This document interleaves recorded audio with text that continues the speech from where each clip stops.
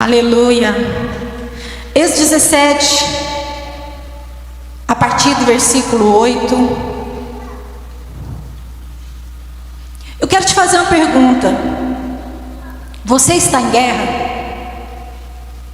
Você está em guerra por alguma área da sua vida? Talvez pareça que você está perdendo alguma coisa, que você está lutando e não está ganhando. E muitas vezes isso tem trago para você frustração. E essa noite Deus quer te colocar de pé para ser mais que vencedor. Amém? Você não precisa estar vencendo para ser vencedor. Você tem que ser um vencedor antes de vencer. E hoje o Espírito Santo, ele vai te colocar de pé e te ensinar a permanecer firme. Aleluia. Então vamos lá, Êxodo 17, versículo 8 em diante. Sucedeu que os amalequitas vieram atacar os israelitas em Redefim.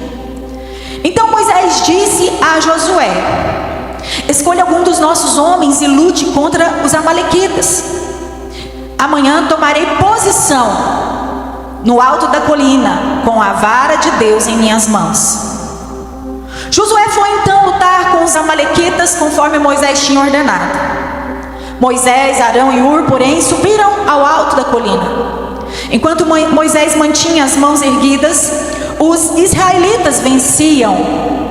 Fala para a pessoa que está ao seu lado: enquanto Moisés mantinha as mãos erguidas, os israelitas venciam. Aí já tem uma chave aí. Quando, porém, as baixava, os amalequitas, eles avançavam. Quando as mãos de Moisés já estavam cansadas, eles pegaram uma pedra, uma rocha, colocaram debaixo dele para que nele se sentasse. Arão e Hur mantinham erguidas as mãos de Moisés, um de cada lado, de modo que as mãos permaneciam firmes até o pôr do sol. A guerra foi extensa. E Josué derrotou o exército amalequita ao fio da espada. Depois o Senhor disse a Moisés: escreve isto num rolo, como memorial, e declare a Josué que farei que os amalequitas sejam esquecidos para sempre debaixo do céu. Aleluia.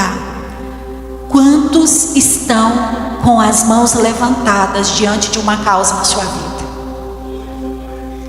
Quantos ainda não desistiram?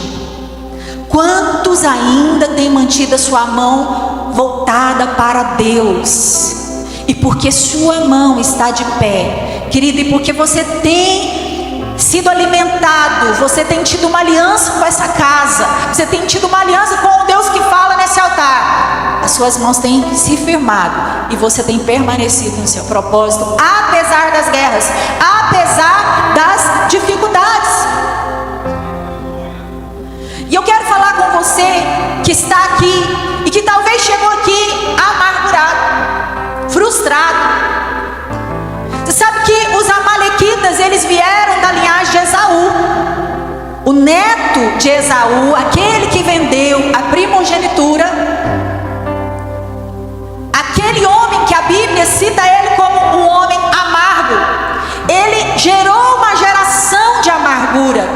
E os amalequitas eram homens que eles matavam, assassinos do povo de Deus. Eles eram aqueles que vinham para paralisar o que Deus queria fazer na vida do povo de Deus, o que Deus quer fazer no seu casamento, o que Deus quer fazer na sua vida financeira, o que Deus quer fazer na sua vida espiritual, e aí por diante. Você vai ver que os amalequitas, ao longo da história, a gente vai ver Amã, aquele que fez uma forca para matar o tio de Esther, Mordecai, ele era amalequita.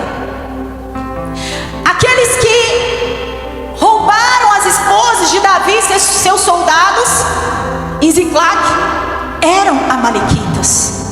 Eles vinham para devastar, pior do que os vikings, né? Pior, não tinham medo de nada.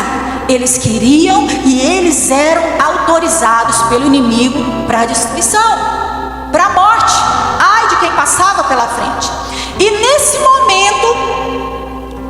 Os amalequitas, que representam a amargura, frustração. Nesse momento, eles vêm por detrás e eles começam a perseguir o povo de Deus que havia acabado de sair do Egito. A palavra êxodo significa saída. E talvez você está tentando sair de alguma coisa difícil na sua vida, sair de uma situação e alcançar um nível mais alto na sua vida, mas parece difícil.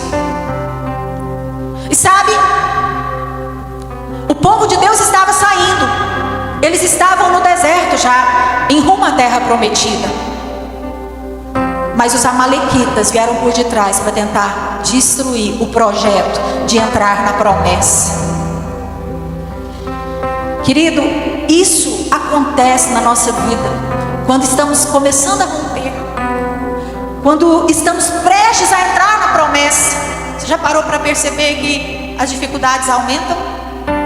E a sua postura diante dos desafios e dificuldades que vai ditar se você vai ser um vencedor nessa guerra ou não. Esaú, ele foi aquele que trocou o pão, a casa do pão, o que o pão representava: legado, identidade.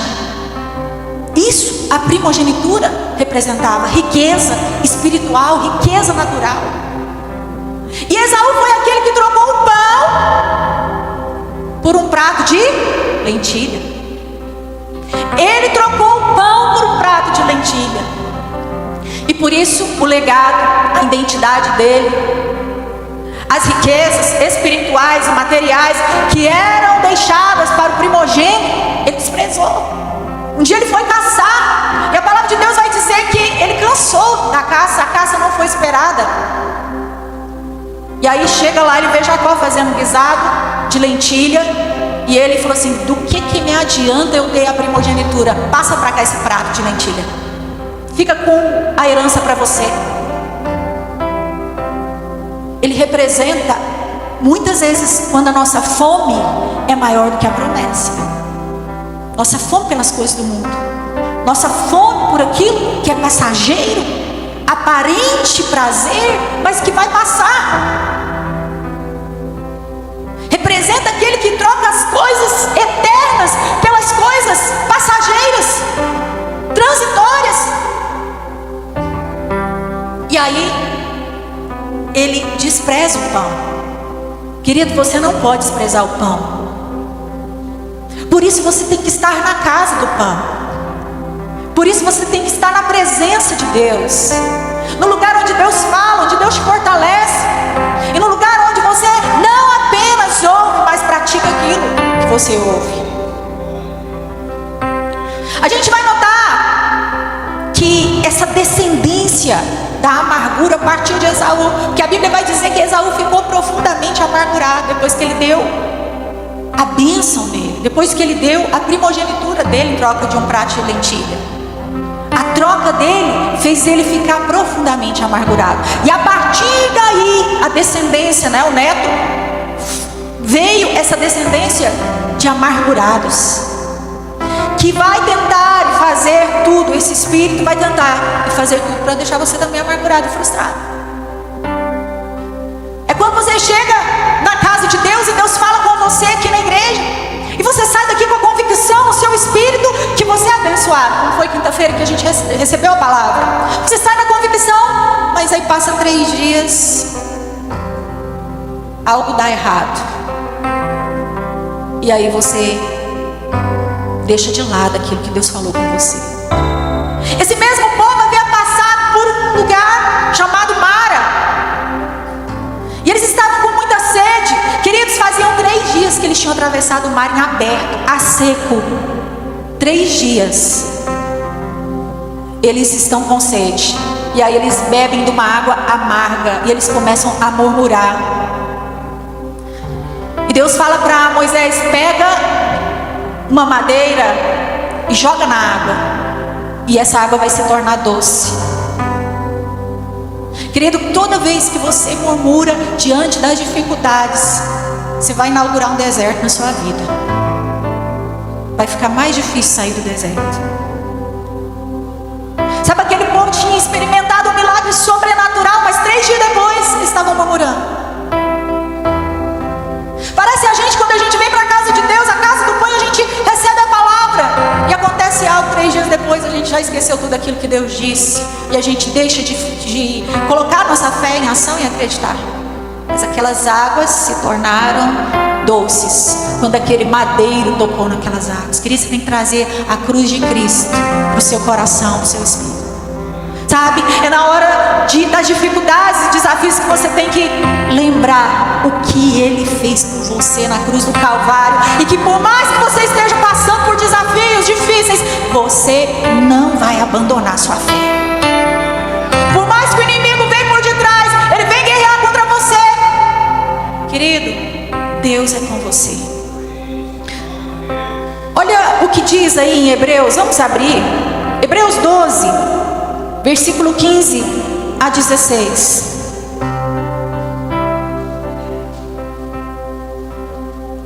Hebreus 12 vai citar exatamente Esaú, com a amargura, com a dureza de coração, porque ele não valorizou aquilo que Deus tinha falado, aquela promessa que Deus tinha reservado para ele. Olha o que diz aí, Hebreus 12, 15 a 16. Tendo cuidado de que ninguém se prive da graça de Deus. Deixa eu te falar uma coisa, olha para mim. Toda vez que você deixa a amargura entrar no seu coração, porque as coisas não saíram como você queria, ou porque você não está alcançando ainda, ou está perdendo algo ainda, querido, deixa eu te falar. A amargura, ela tem o poder de tirar a graça de Deus da nossa vida. A amargura, que é o que os amalequitas, eles causam, esse espírito maligno causa, realmente é para afirmar derrotas, afirmar tristezas, afirmar que você não vai romper, afirmar que não, você se enganou, Deus não quer te usar não, afirmar que o seu casamento não vai mudar, que sua vida não vai mudar, que você nunca vai casar mesmo, que você nunca vai prosperar mesmo, para causar a amargura no seu coração. Olha aí, tendo cuidado de que ninguém se prive da graça de Deus, e de que nenhuma raiz de amargura brotando vos perturbe, e por ela muitos se contaminem. Ninguém seja fornicador ou profano como Esaú, que por uma refeição vendeu o seu direito de primogenitura. Olha só, queridos, a amargura, a frustração, o cansaço, a vontade de desistir, a falta de fé, ela vai te privar da graça de Deus. Pastora, o que é a graça de Deus? Fala para a pessoa que está ao seu lado. A graça de Deus é o favor de Deus na sua vida, é você ser uma pessoa favorecida. Então põe a mão no seu coração e fala: Senhor, tira de mim toda incredulidade, arranca pela raiz a incredulidade. Aleluia. A palavra vai dizer que Moisés ficou no monte, Moisés ficou lá em cima, e Josué lá no vale lutando contra os amalequitas. E a palavra vai dizer que enquanto as mãos de Moisés estavam levantadas, Josué vencia a guerra. Querido, eu quero que você entenda que quando as suas mãos estão levantadas, e mãos levantadas representam dependência de Deus, mãos levantadas representam sua oração, sua busca, seu clamor. Querido, parece que Deus tem que implorar para a gente buscar Ele. Ele fala assim: clama a mim, responder-te-ei coisas grandes e ocultas que você não sabe. Parece que Deus está te implorando: filho, clama a mim. É nós que precisamos de Deus. Mãos levantadas está falando de um posicionamento de fé. A guerra está acontecendo, mas eu estou firme. E a palavra vai dizer que Moisés cansou. Pegaram uma rocha, ele se assentou na rocha, e Arão e Ur seguraram os braços dele em pé, porque toda vez que eles percebiam que quando a mão de Moisés baixava, Josué perdia e os amalequitas ganhavam. Toda vez que a sua mão abaixar, você pode ter certeza, o inimigo vai avançar na sua direção. Por isso você tem que andar vigilante. Por isso você tem que andar em oração. Porque o inimigo, ele tem o poder de colocar a amargura, a mentira dele no nosso coração. Hoje não enfrentamos guerras e batalhas como era antigamente, meus queridos, mas a nossa maior guerra é na nossa mente. Com as mentiras que Satanás fala para você, com as derrotas que ele levanta e diz: olha, você é um derrotado mesmo, você vai viver miserável. Por isso você precisa manter suas mãos levantadas. O dia que vocês me verem com a mão mais levantada para cima é o dia que eu estou mais enfrentando guerra. Porque eu piso na cabeça do inimigo e eu mostro para ele onde é o lugar dele. Que por mais que eu esteja passando por momentos difíceis, as minhas mãos estão de pé para o alto, de onde vem o meu socorro.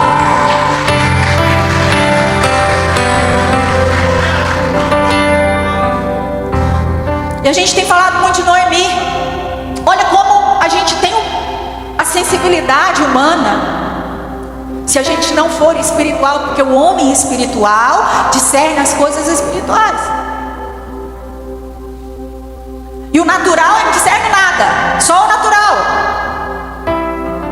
E Noemi, a gente tem falado sobre Noemi e Ruth aqui. Ela perdeu os filhos, perdeu o marido, e aquilo impregnou nela.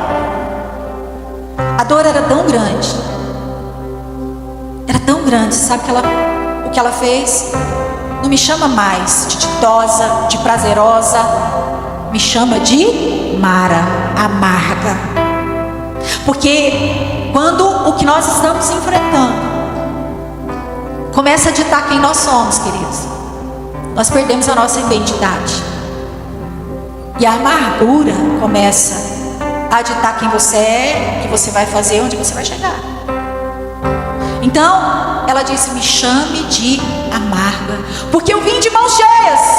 Eu saí daqui de mãos cheias, mas eu estou voltando com as mãos vazias. Olha, e ela transferiu para Deus todas as perdas dela. Deus fez isso comigo. Mal sabia ela que tinha alguém sustentando os braços dela. E sabe quem que era, querido? Era Ruth. Por isso ela foi favorecida e houve uma descendência a partir dela.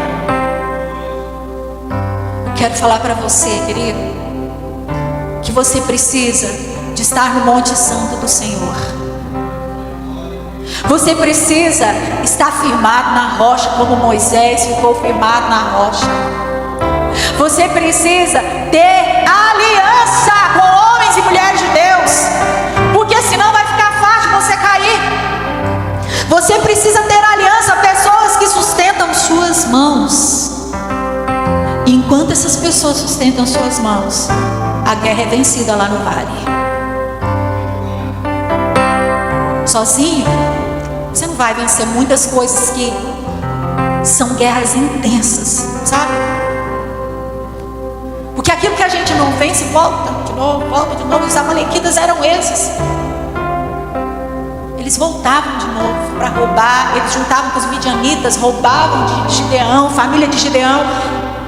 Isso faz parte desses espíritos que vêm para roubar. Mas hoje nós vamos pisar na cabeça deles. Sabe o que Deus está esperando de você? Um posicionamento de mãos levantadas. Um posicionamento de aliança com a casa do pão. Um posicionamento, querido, de não trocar o pão que está sendo dado para você por um prato de lentilha.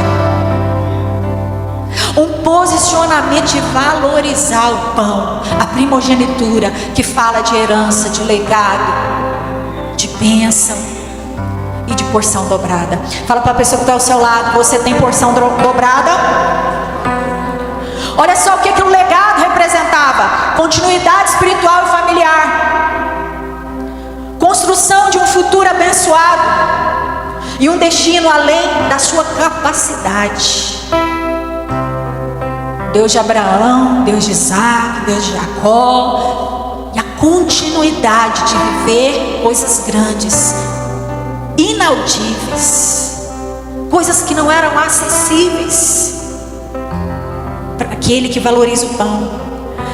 Bênção espiritual, a bênção espiritual era profética, cobertura celestial, vitórias nas guerras, capacitação sobrenatural, herança futura, promessas que ainda viriam, territórios não conquistados, multiplicações.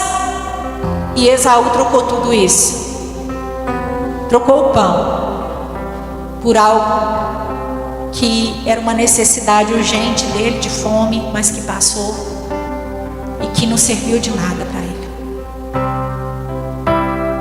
Querido, talvez você tenha perdido guerras porque você deixou a amargura entrar no seu coração. Você deixou de acreditar. O pão deixou de ser algo que tinha valor para você. A palavra não tem mais o mesmo efeito. Deus é um ser que você conhece de ouvir, e você não tem tido relacionamento com Ele.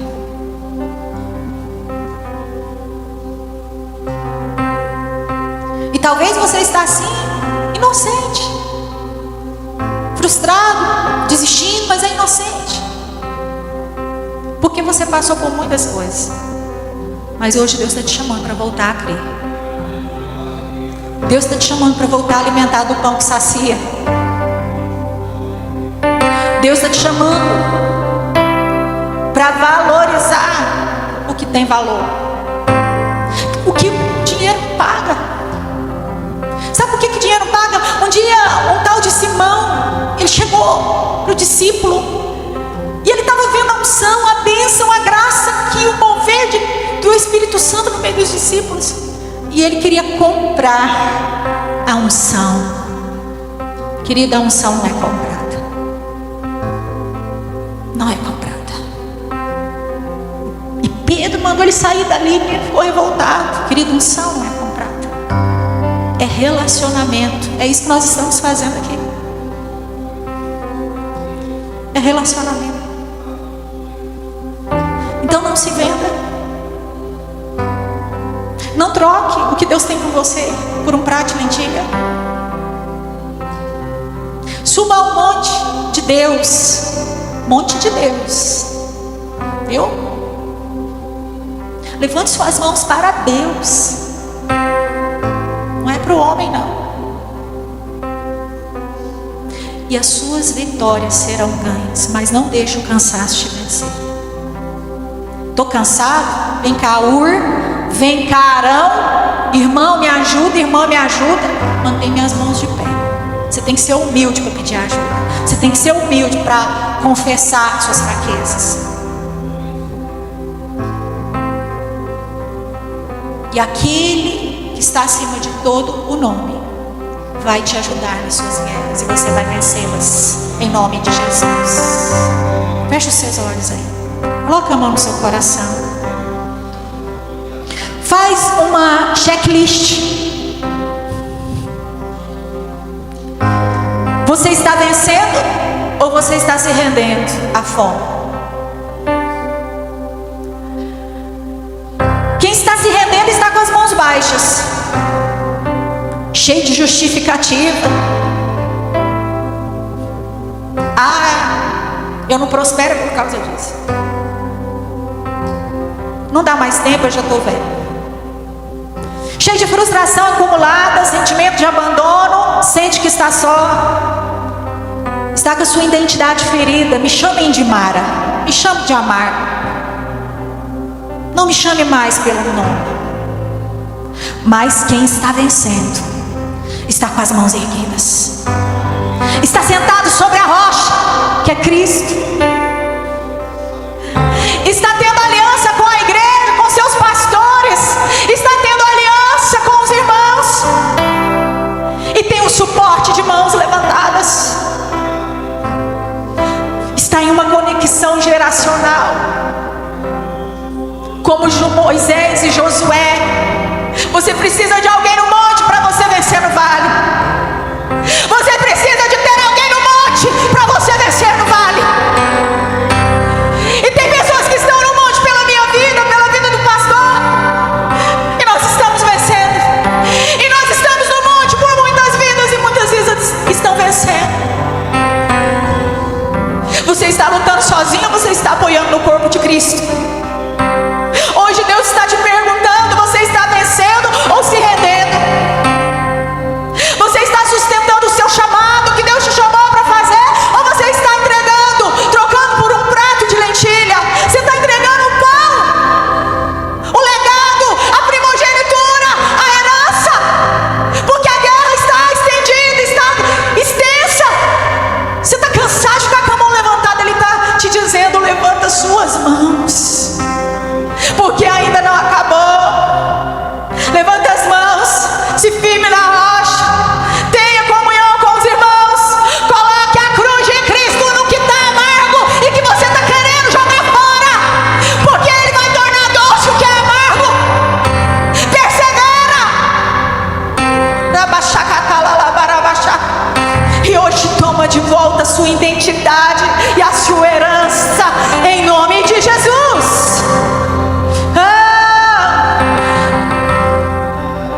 Digno é o Senhor. Levante sua mão para o alto. Sobre o trono está poderoso Criador, sempre te adorar. Levante sua mão para o alto. Eleva as minhas mãos. Eleva as minhas mãos ao Cristo que venceu. Cordeiro de Deus morreu por mim. Sabe o que Ele fez? Mas ressuscitou. Com as mãos levantadas. Elevo minhas mãos ao Cristo que vence. Ele venceu por você. Aleluia! Ele venceu por você. Não deixe de crer, não deixe a amargura tomar conta da sua mente, do seu coração. Não deixa não, porque Ele te chamou para ser um vencedor. Circunstâncias, desafios, dificuldades vêm, mas não podem te parar, porque é de glória em glória, de fé em fé. Fique de pé essa noite.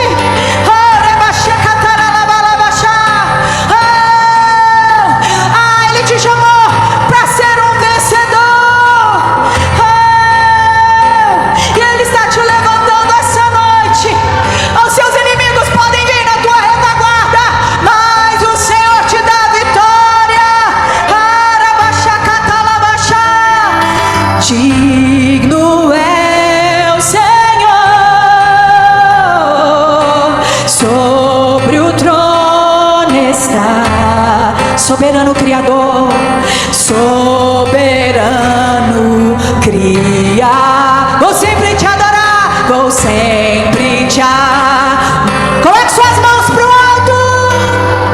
Elevo minhas mãos ao Cristo que venceu, ao Cristo que venceu. Cordeiro de Deus, Cordeiro de Deus morreu por mim, mas ressuscitou.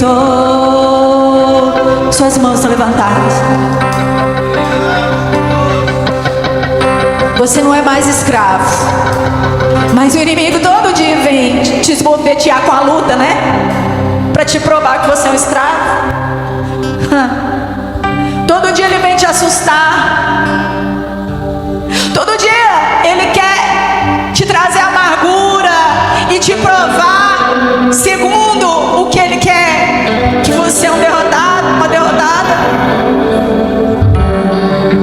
Ele quer fazer você entregar o pão, o legado, a